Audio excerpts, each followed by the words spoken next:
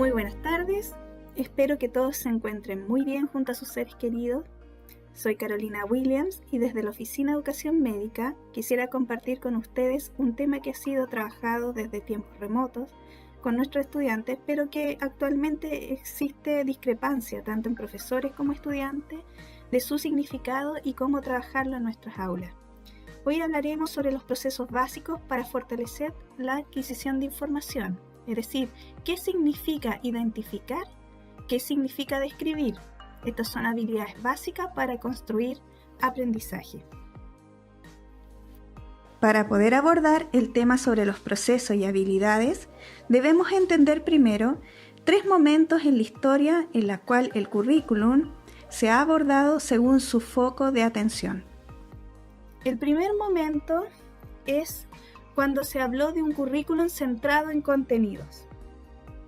Este es un currículum tradicionalista que lo han utilizado las universidades desde su origen. El eje central de organización del currículum son los contenidos y su énfasis fue fortalecer la erudición o un conocimiento profundo, siguiendo los tópicos centrales que se trabajan en las diferentes ciencias que se dividieron en áreas y luego, como actualmente las tenemos, en asignaturas. Aquí hay profesores expertos en cada área. Así, el profesor del área 1 poco se entiende con el profesor del área 2, generando una visión vertical del currículum. La atención está en el docente y la pregunta de referencia en este currículum es ¿qué debo enseñar? Pero hay un segundo momento, que es considerar el currículum como centrado en los aprendizajes. Aquí el papel central no son los contenidos. Ahora, esto no quiere decir que se dejen de lado, sino su eje central es el aprendizaje del contenido a través de su trabajo en operaciones mentales. Es aquí donde son relevantes los procesos y habilidades que se despliegan al momento de aprender. Esto significa que aprender es apropiarse de un contenido en forma completa, y para que suceda esto, el estudiante debe trabajarlo en forma activa, trabajando habilidades básicas que le permitan adquirir la información para luego trabajar con habilidades de pensamiento de orden superior que le permitan comprender y transferir el contenido de manera profunda. El docente entonces enseña a describir, identificar, analizar, a aplicar, diseñar, etc. El contenido aquí se trabaja como un medio, pero las operaciones mentales son la finalidad. Es un currículum articulado. El docente 1 debe articularse con el docente 2 y el docente 2 debe articularse con el docente 1. Y la atención acá está en el estudiante. La pregunta de referencia de este modelo curricular es ¿qué deben aprender mis estudiantes? Y finalmente hay un tercer momento, que es un currículum por competencia.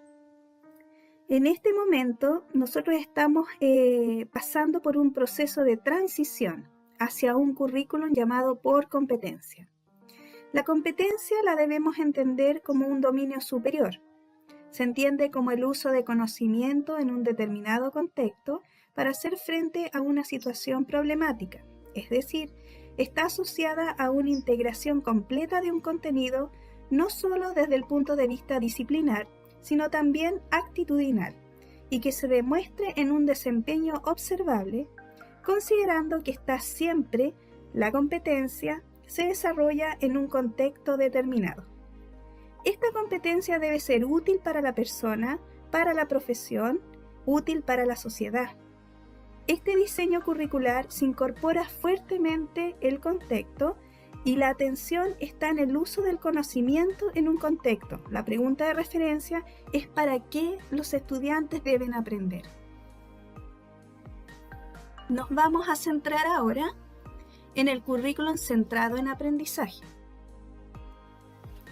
En esta diapositiva yo quiero mostrarles los ejemplos de objetivos según la evolución de los 3 momentos del currículum. Si ustedes se fijan, el currículum centrado en contenidos, el objetivo estaba dependiendo desde la visión del docente, por lo tanto, era proporcionar al estudiante una visión general de la célula, desde sus orígenes hasta conceptualizaciones actuales. El currículum centrado de aprendizaje ya tiene una mirada que va hacia los aprendizajes a través de operaciones mentales. En este caso, el ejemplo es identificar la organización estructural y funcional de la célula como unidad constituyente de los seres vivos. Y ahora estamos en una transición hacia un currículum por competencia que se redacta a través de sus resultados de aprendizaje, que es lo que quiero yo ver efectivamente el aprendizaje elaborado por mis estudiantes. Relaciona la organización estructural y funcional de la célula para integrarlas posteriormente a diferentes problemas fisiológicos que presentan los sistemas humanos. Aquí yo me detengo en el para qué. Es interesante observar cómo vamos avanzando los dominios superiores de desempeños a través de las competencias. Sin embargo, aún no se ha comprendido bien las intenciones del currículum centrado en aprendizaje a través del trabajo intencionado de habilidades de pensamiento. Algunos principios a considerar en este modelo curricular es que conocer un tema solo se logra si se trabaja sobre el tema. Trabajar sobre un tema implica operar mentalmente sobre él. Las operaciones mentales se dividen en conductas básicas, medias y complejas. A mayor complejidad alcanzada, mejor dominio del tema. Por lo tanto, el docente diseña actividades para que los estudiantes operen mentalmente sobre el tema y el docente enseña cómo lograr desarrollar eficazmente estas operaciones mentales. En esta diapositiva se observan las habilidades de pensamiento. En 1956, un pedagogo y un equipo de investigación encabezado por Benjamin Bloom publicó un trabajo al que denominaron Taxonomía de Objetivos Educacionales. Desarrollaron un sistema de habilidades con sus correspondientes operaciones mentales que permiten al estudiante en forma jerárquica adquirir y profundizar la información para luego transferirla a un nuevo conocimiento. Sin embargo, en el 2001, este sistema de clasificación fue modificado por antiguos estudiantes de Bloom. Cambiaron los sustantivos de la propuesta original a verbos, como ustedes la pueden ver en las pirámides, para significar las acciones correspondientes a cada categoría. La habilidad de síntesis forma parte de un criterio ahora mucho más amplio como crear, considerando que toda síntesis en sí misma es una creación, y se deja de considerar en la base del conocimiento, dado que la sumatoria de todas las habilidades logran obtenerlo, y se cambia por recordar como la habilidad más básica de pensamiento. Podemos entonces agrupar lo anterior en 3 procesos de aprendizaje con sus respectivas operaciones mentales. Estos son los principales, pero debo mencionar que no son lo único que debemos trabajar. El primer proceso es la adquisición de la información, que en el fondo tiene a su cargo al menos 4 operaciones mentales en orden: describir, definir, comparar e identificar. Luego viene el segundo proceso de aprendizaje, que es profundización de la información, y tenemos algunas operaciones mentales como analizar, evaluar, demostrar, sintetizar o argumentar. Y el tercer proceso de aprendizaje corresponde a creación y transferencia de la información, y aquí las operaciones mentales son planear, proponer, diseñar y crear. Nos vamos a detener en esta cápsula solo en el primer proceso. Posteriormente se van a diseñar 2 nuevas cápsulas para, en el fondo, enseñar y comunicar la profundización de la información y la creación de transferencia de la información. Vamos a ver el proceso de adquisición de la información.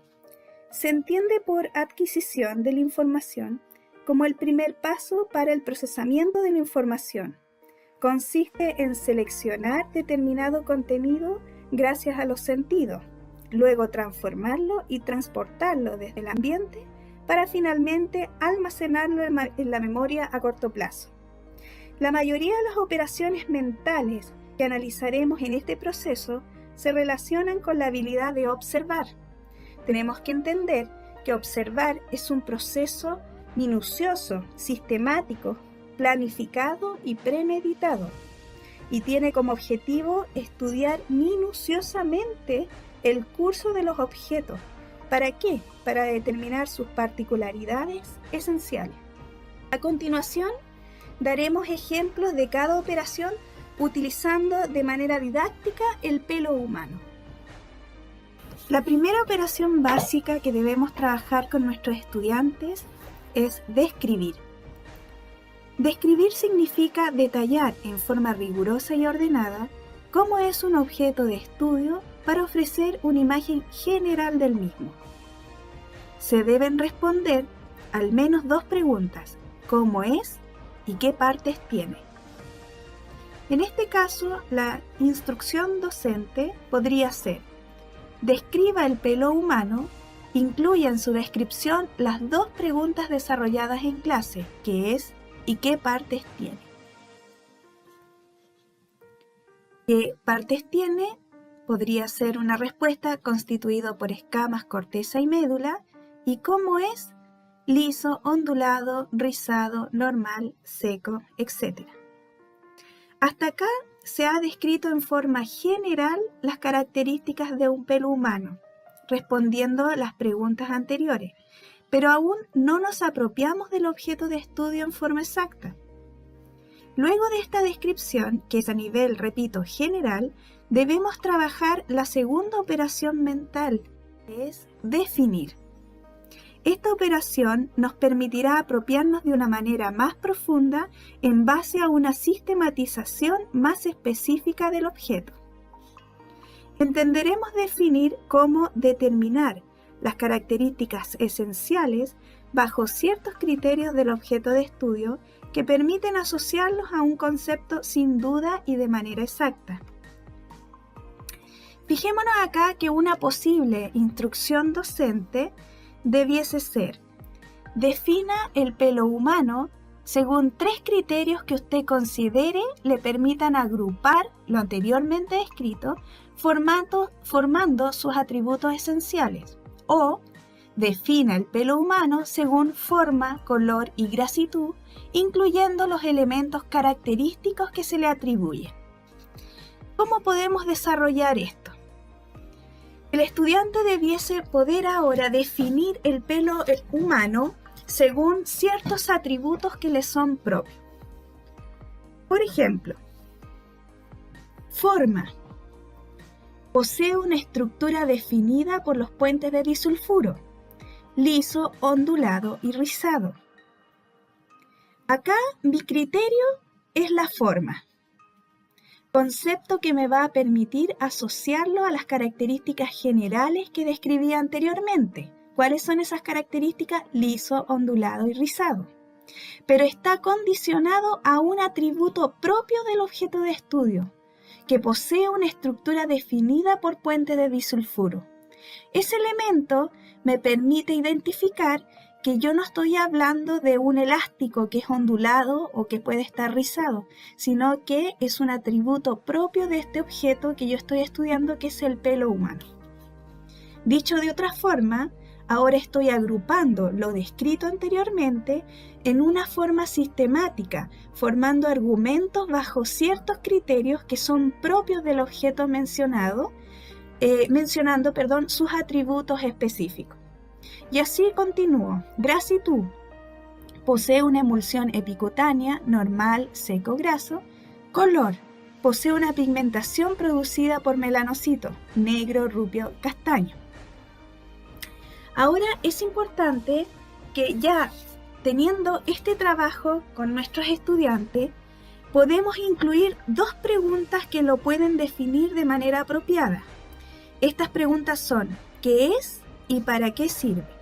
Aquí entramos a trabajar mucho lo que consideramos en ciencia que es una definición operacional del objeto de estudio.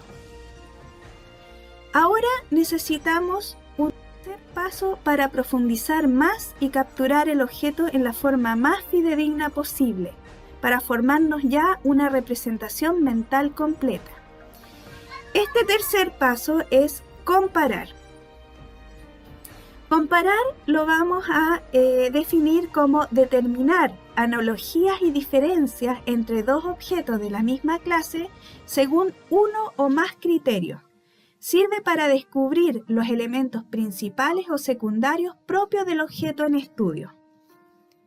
Esta acción requiere discriminar y reconocer las características propias del objeto de estudio que lo diferencian de otros objetos similares. La instrucción docente podría ser: compare, considerando los criterios definidos, similitudes y diferencias entre el pelo humano y el pelo de un gato. Como ustedes ven en esta diapositiva, podemos ir argumentando algunas características que lo diferencian. Por ejemplo, el índice medular de un pelo humano es de 0,30, mientras el índice medular de un pelo de gato es de 0,50.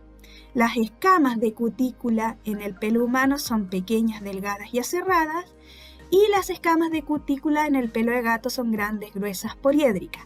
Ante esta comparación, yo puedo apoyarme en imágenes que me permiten aún más reconocerlo y fortalecer la representación mental del objeto de estudio. Finalmente, llegamos a una operación final dentro del proceso de adquirir información, que es identificar. Aquí se determinan los rasgos inequívocos que caracterizan el objeto de estudio y que permiten descubrir su pertenencia a un objeto, es decir, su pertenencia a un pelo humano y no a un pelo de un gato, a pesar de que ambos son del concepto pelo, ¿ya?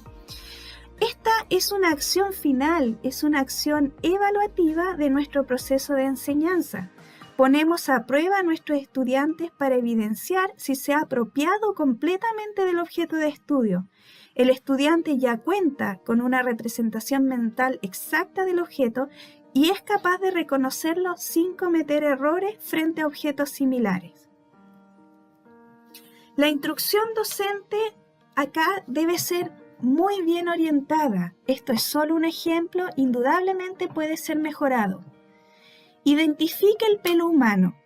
Fundamente su decisión indicando las características, los criterios y atributos principales que le permitan reconocerlo de manera exacta. Y simplemente podría ante esta instrucción colocar una imagen.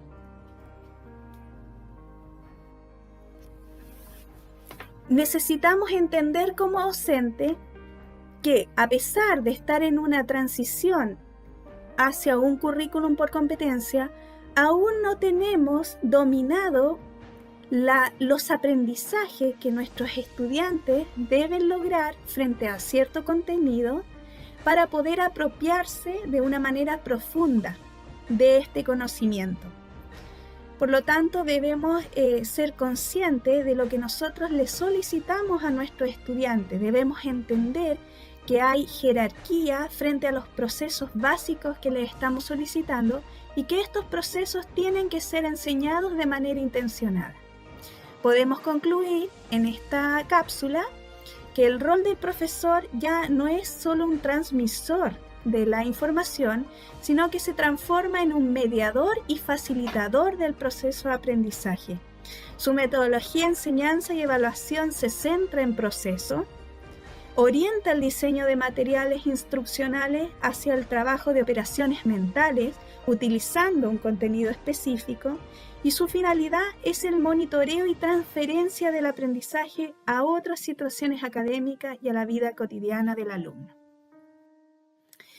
Bien, los invitamos a estimular estos tres procesos básicos, empezar por el primero de adquisición de la información, y los vamos a dejar invitados para la siguiente cápsula que va a trabajar los procesos de profundización de la información hasta llegar a nuestra meta, que los estudiantes transfieran esta información en un nuevo conocimiento. Les agradezco su atención y nos vemos en una segunda oportunidad.